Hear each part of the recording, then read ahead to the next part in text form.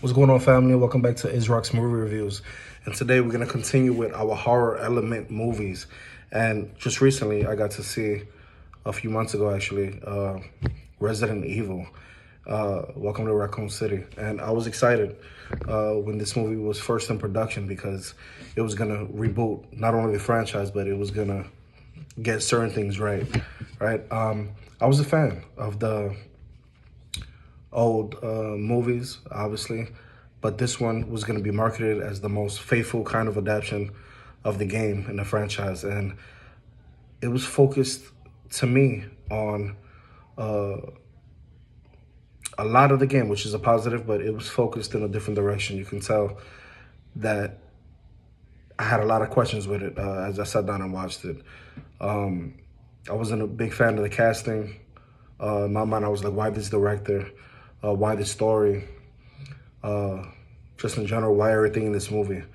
Unfortunately, as I expected, this movie, it didn't meet my expectations.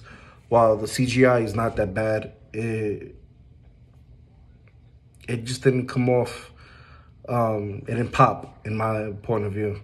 The CGI in the trailer, to me, was horrible, but the movie, for some reason, edited everything in such a way where it's watchable. The story is chopped up, and it's a blend of the first and second game. If you're a fan of those games, which I was, I remember playing these games with my brothers growing up on our PlayStation, and I had that kind of mentality going into this movie. I was like, okay, the first franchise of Resident Evil didn't necessarily live up to the games, which is hard to do, which is understandable. We had a lot of those movies, but maybe they'll get it right with this one. The casting, in my point of view, is completely wrong. But even worse, the characters are all written and crafted wrong as well. That's not Leon. That's not Joe Valentine. That's not the Redfields. And sure as hell, it's not Wesker, in my point of view. I pictured them completely different. Not to say anything against those actors, because they tried. Ironically enough, they did their best. As bad as they got casted, most of the actors in this movie are pretty good actors in real life. From Donal Logue to Kaya Scodelario. They were just given, in my point of view, a trash script, and the story just was not there. Zombies in this movie look generic. They look like fucking vampires from a sci-fi show. There's some inspired by bizarre camera work at times. I don't necessarily like the way the movie was filmed.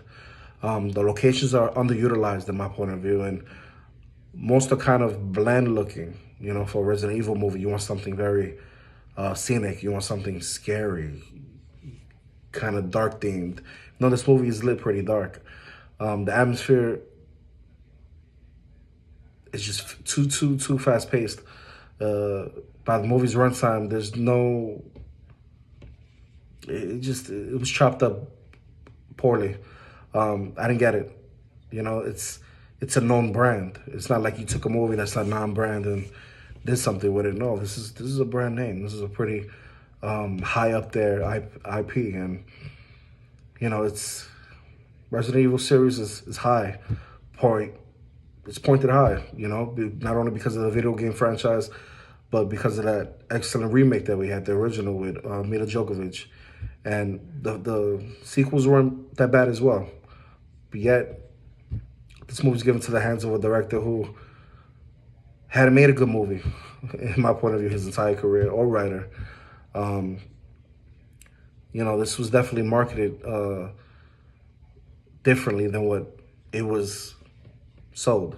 You know, the screenplay and the dialogue seemed like it was written by a film dropout. Like, you could tell this person went to school to become a writer or a filmographer, eventually dropped out and made this movie.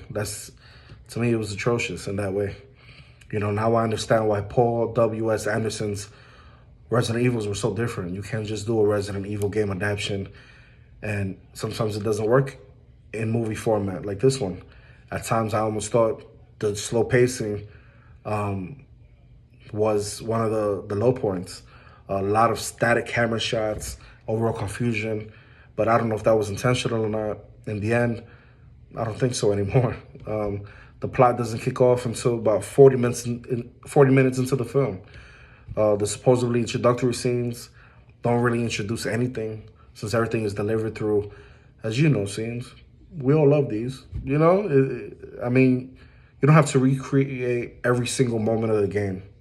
You know, that's obviously us fans, we do expect that to a certain degree. But this film, it leaves room for improvement. I was a kid, you know, like I said, and I was disappointed. Every line of dialogue is messy in this, man. Most of the action scenes are bad. And the dark action scenes, it felt like, seriously? Like, what was that? Leon. Yeah, he has a great character arc. And he's despicable in this movie, you know? Tries to turn into Rambo, which was fine, especially with the CGI and the budget that was probably minimal, but it doesn't look that minimal.